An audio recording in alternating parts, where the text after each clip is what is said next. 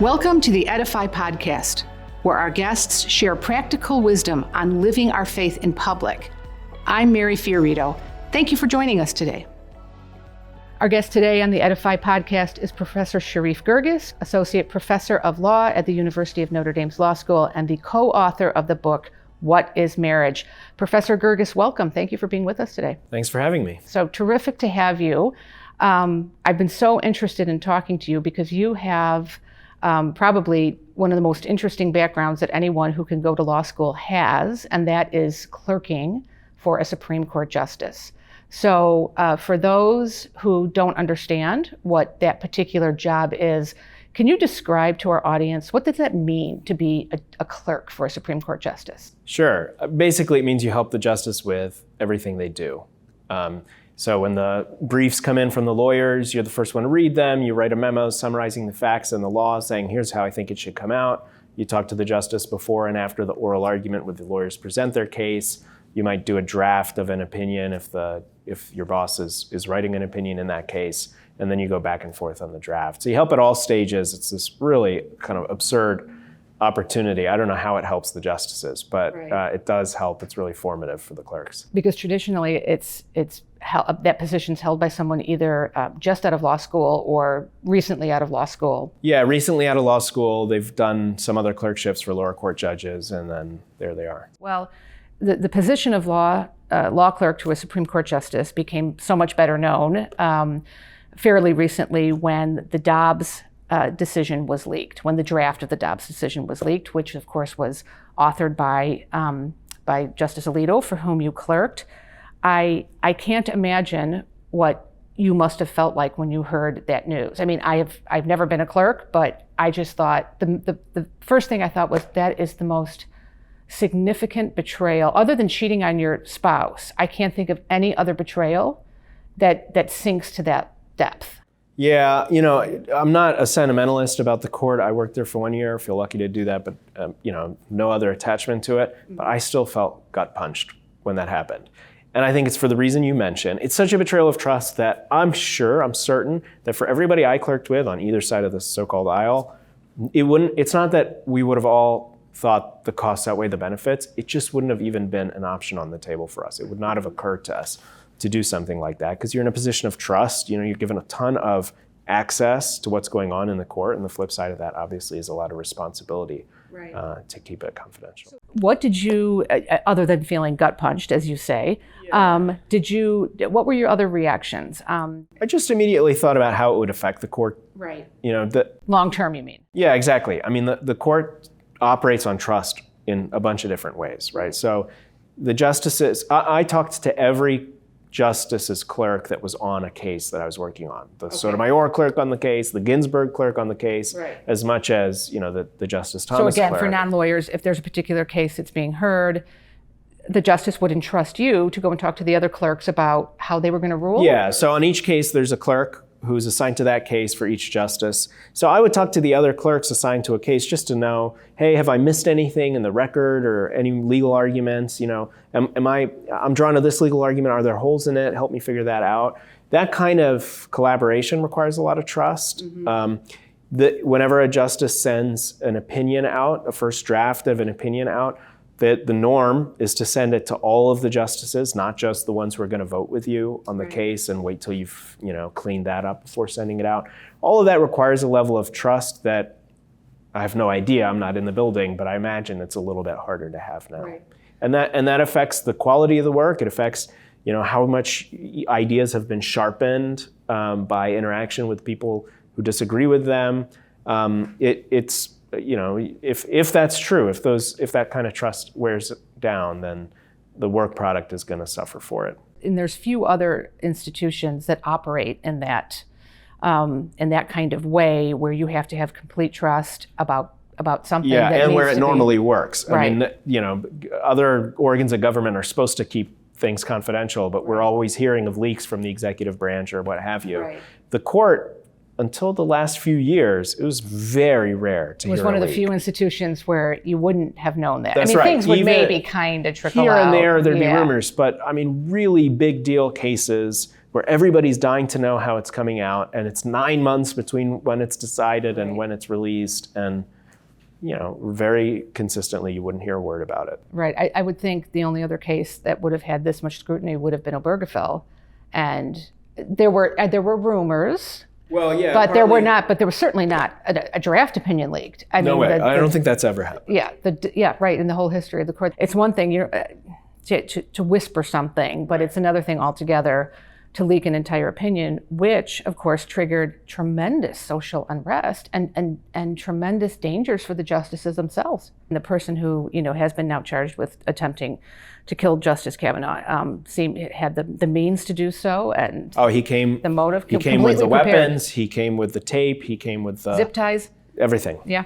So really terrifying, and and when it extends then into the justices' families, and there's a number of the justices that have young children. Right.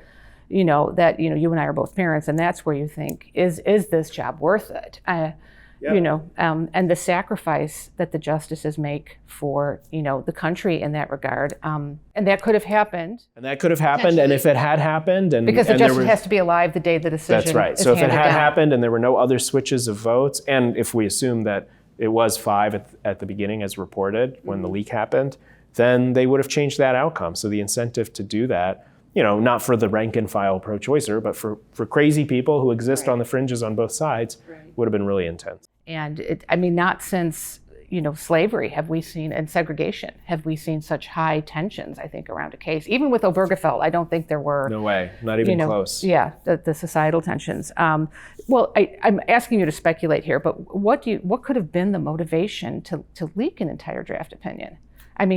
Yeah, it's hard to say. Some people thought, it would be a way to try to change the outcome, but then others thought it seems like a way of cementing the outcome.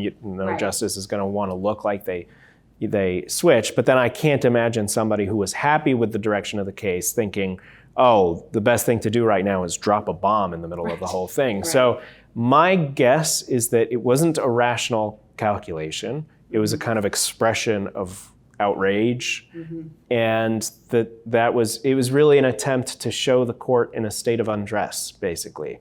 To pull back the curtain and say, look at the sausage being made. You're not seeing many steps of it, but you're seeing a draft, and then now if they change it in any way, we're going to know that they changed it. We'll think they did it in response to this tweet or whatever.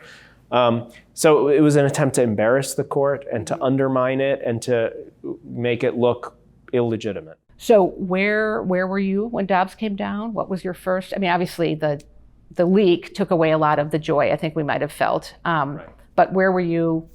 I was in my office clicking refresh, hoping that was the morning. SCOTUS blog, right? Right. Yep. Hoping that was the morning the PDF would drop.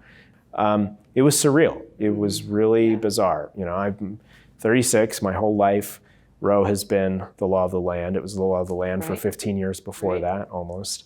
And to think that it doesn't exist anymore. It's an overturned precedent. So you have worked on not only abortion, but probably, if there's any other issue that is more sort of electrifying, I guess emotionally, it would be the redefinition of marriage. And in fact, you very early on, I think, co-wrote the book, rather, What is Marriage, which I imagine kind of put a mark on you in some ways, right? Like, how did you decide? You must have known that going into it, I guess is my question. You must have known, if I say this publicly, this is going to mean there's going to be doors closed to me in my career. Yeah, so I was in my early 20s, so it wasn't a rational choice exactly. But I was, I guess I was aware of that. Yeah. But I was motivated. I wasn't ambitious and self-conscious enough at that stage to be super worried about that. I wasn't even particularly interested in the debate to begin with, to be honest. What happened is that the debate was being conducted in such a revolting way to me, where one side's argument was that we have all of reason and truth and justice and the Enlightenment on our side, and the other side is just the forces of darkness and ignorance.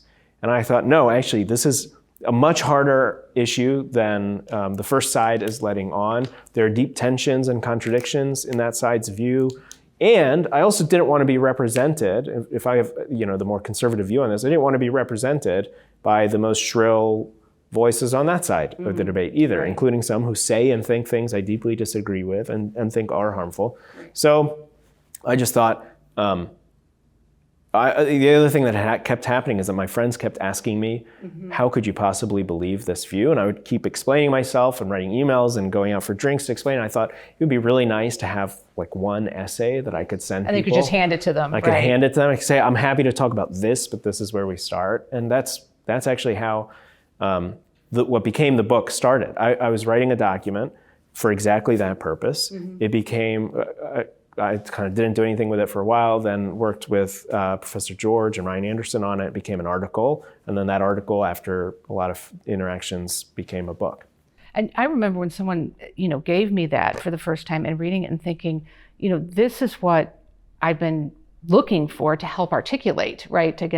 Because the only other argument you were hearing on the other side is, you're against equal rights, and why do you care who people love? And, just to be able to sort of formulate this, why the government even got involved in marriage in the first place, it wasn't because it really cared about who you love at all. It was because marriage is a conjugal union, children could result, and therefore you need to legally tie those children mostly to their biological fathers. That's right, yeah, and what you're saying reflects the fact that it's not just a religious view, which was another thing that emerged in the debate. It couldn't be just a Christian view or what have you, partly because it spans the world's religions, and it also spans the world's cultures. And it was also articulated something like the kind of theory we give. So not just the top line, it's a man and a woman, but the kind of account of why that's true is something that you find in ancient Greek and Roman thinkers who had no connection to Judaism or Christianity. St. Paul didn't write letters to their hometown. They've never met a Hebrew prophet, but they came to the same view by reason. So it can't just be so it's part of the natural law, what we would call the natural law. Exactly. Yeah. Well, have you felt just in terms of your own your personal prayer life, the way has your faith been tested through any of this? Because you really have staked out very public, very well articulated, but still very public positions on both abortion and on the redefinition of marriage. How does that, feel to you just as a lawyer who is, out in a profession where I would think probably most of your colleagues in the law, as law professors, would probably not agree with you? Yeah. What's that like for you, just personally? Sure. So I like to be liked. It's a vice, right? It can be a vice. It's probably a vice in me, but so it's been a test of that, of the ability to mortify that desire. I love hanging out with people. I love being on very friendly terms with people. And I take it for granted that any given person I run into could be a friend. And for a lot of people, this is just a non-negotiable obstacle to that. It definitely, I'm sure, has closed some professional doors, many professional doors, but it also opened some. I think I got opportunities professionally that I wouldn't have otherwise gotten because I was the one person who had co-authored anything giving a kind of academic account of this sort of issue. And I think it was good for me. I'm glad that it happened at a stage where I was not calculating and ambitious because it was freeing. You've been tied to the mast. Now all of your new friendships and professional relationships are built on a foundation of transparency and clarity, like this is who I am. I love to talk and befriend people I disagree with, but I don't have to hide anything that I think. I got a lot of people's exact opinions of it on Facebook, which was a big thing at the time. But it's good. I think it's a great exercise to be forced to, and all of us need this in different contexts, to be forced to be able to stand your ground and say, this is something I've thought deeply about. I'm very open to counter arguments. I'm more after the truth than I am after sticking to my own views, but it is where I stand right now, and I'm willing to take a hit for it. Well, I saw that Justice Amy Coney Barrett has apparently authored a book, and a number of the reviewers and things that work with this particular publishing company have written a letter to the publisher saying they shouldn't publish the book. We're for free speech, except just not this speech. And I just think of, my goodness, she is a justice of the Supreme Court, and I don't understand how on the one hand anyone could say they're for free speech, but then take a book by a Supreme Court justice and say it shouldn't even be published. And that seems to me, and you may have had these kind of encounters with your book as well, that people are afraid of the arguments because they're so good. I mean, it's not a huge book, it's not a tome, it's a very well done book, but it lays everything out so clearly and articulately. Did you have any of those kind of experiences where bookstores wouldn't sell it, for example, or people didn't want to have you come and talk? Yeah, there's definitely, so on the last point, people do sometimes think, oh, it's an injustice to the LGBT community to even bring somebody in to debate this issue. Mm-hmm. And so a lot of times when a university or some student chapter at a university would want me to come in and debate somebody, they wouldn't be able to find an opponent because everybody thought they'd be platforming or dignifying a view that it's not worth discussing. It would be like bringing somebody in to debate the merits of slavery or something. So that happens a lot. I think that you're right, that's a kind of departure from an old school liberal view. Which is still had by some mostly older people who are progressive in terms of their substantive views about these policy issues, but think that there's a lot of value to having all arguments at the table, like let's have it out. Right. We're not committing an injustice by getting to the heart of a matter, even if we deeply disagree with the view on the other side. And I think that's a kind of diminishing presence in our culture. And that's what I think one of the saddest things about this cancel culture is that colleges used to be, homes for debate. And I regularly debated Kitty Colbert, who argued Planned Parenthood versus Casey before the court. In fact, I may have met you because I debated her at Princeton, actually, back probably when you were a student. And people were civil, and not to say that you wouldn't get some very pointed remarks, but there was no violence, and I thought that really worked to quell tensions, to let everybody have their say, and to hear, the arguments on both sides, and very importantly, allow people to ask you hard questions sometimes. What did you think about? I think I know the answer to this question, but this recent experience at Yale's law school, where so much of the student population got up and walked out of a particular talk.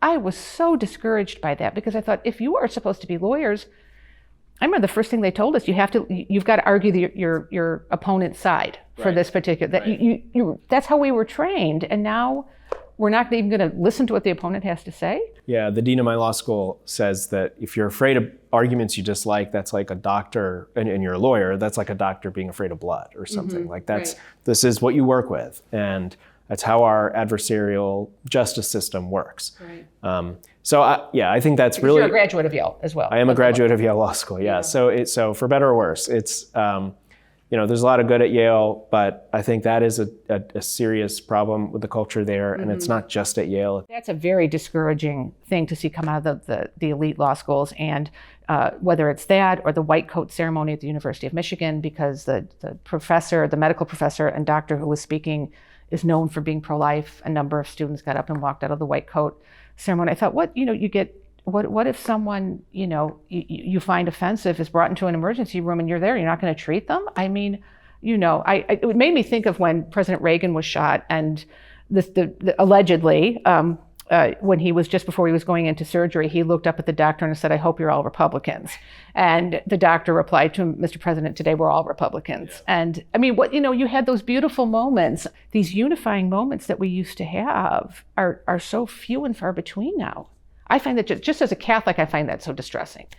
It is, and I think we need to, in our own little corner of the world, do what we can to overcome that. So I had friends in grad school, for example, some of whom stopped talking to me because of my views, but some of them who felt equally strongly that I was wrong and that the view is deeply harmful, became some of my closest friends because they saw debate and discussion of those things as opportunities, not threats.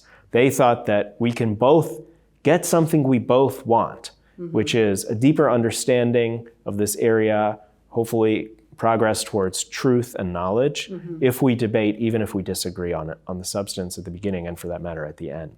So there is still a common project that we both share, and we can build a friendship around it. It's not something to work around. Some of those are my deepest and richest friendships. Well, one of the things you discuss in your EDIFY video is the damage that no-fault divorce has done. Can you expound on that a little bit more. I mean, because most people say, if two people, they fall out of love and they get divorced, what does it matter to you?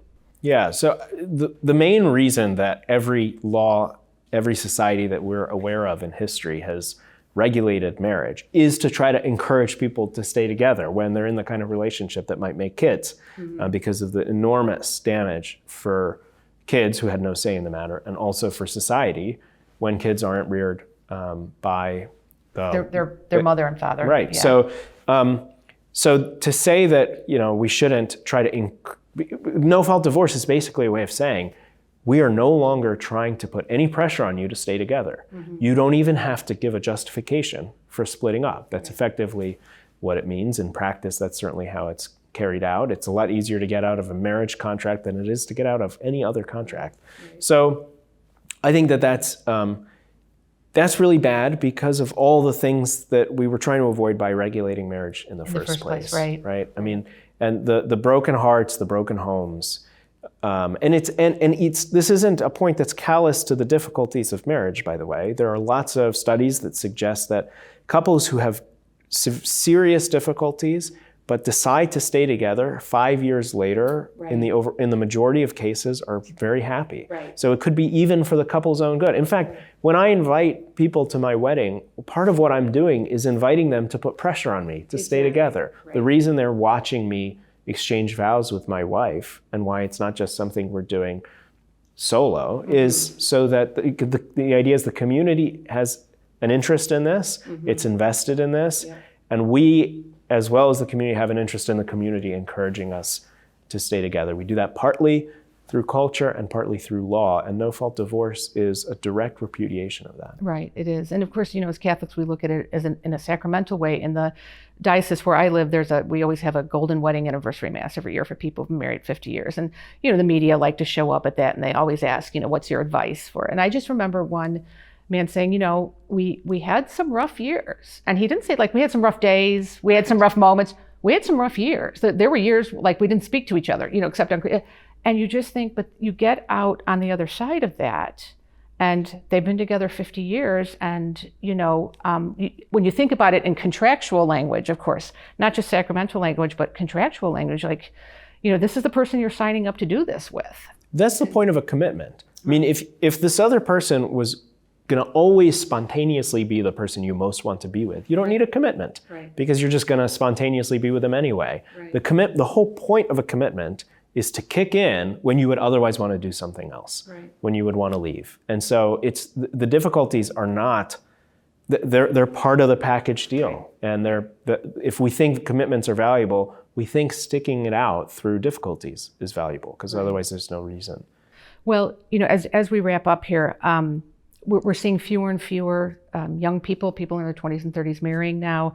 Cohabitation, really significantly soaring. What would you say to college students, graduate students, who are thinking maybe about getting married or putting it off, or et cetera, et cetera?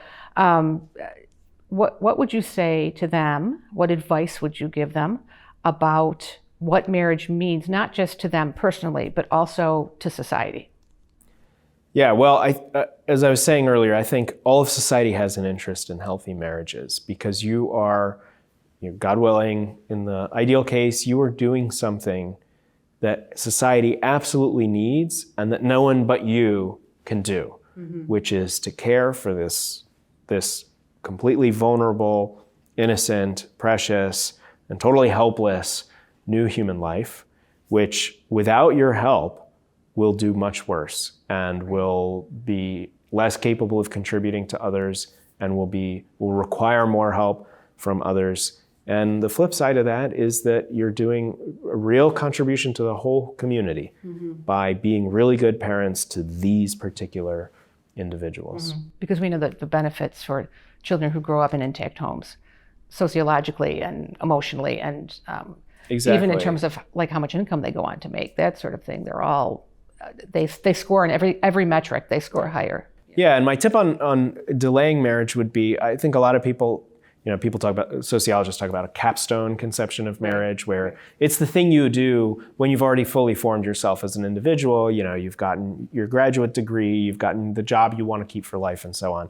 I think that's a mistake. I think it's best to think of marriage as an adventure that you go through together, which means something that you don't see all of the details of in advance. Oh, and thank God that you don't, because you wouldn't do it. Nobody would get married. God just reveals things to you and gives you the grace for moments you never thought you could get through. Right. And those moments are going to be moments that form the kind of person you are with this other person, rather than being fully formed and then figuring out, on balance, are the costs outweighed by the benefits of being together? That's a totally different model. And there's little moments, I remember one of my daughters had a health condition that was diagnosed in utero and had to be an emergency delivery. And, it was one of those moments where, I felt like God gave me the confirmation I married the right person, because my husband went to take my other children to my in-laws and, came back so he would be there for the delivery, which had to happen right away. And he walked in, I'm like, where were you? And he pulled something out. He said, I stopped and got holy water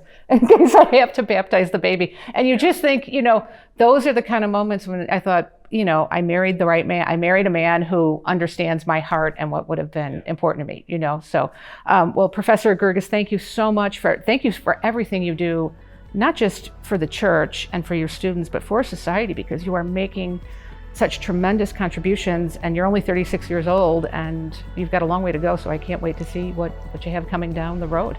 It's been a joy having you on the EDIFY podcast. Thank you. Thank you. Thank you for listening. To make it easier for you to listen to future EDIFY podcast episodes, please make sure you subscribe over at Apple Podcasts, Spotify, or wherever you listen to your favorite podcasts. Thank you.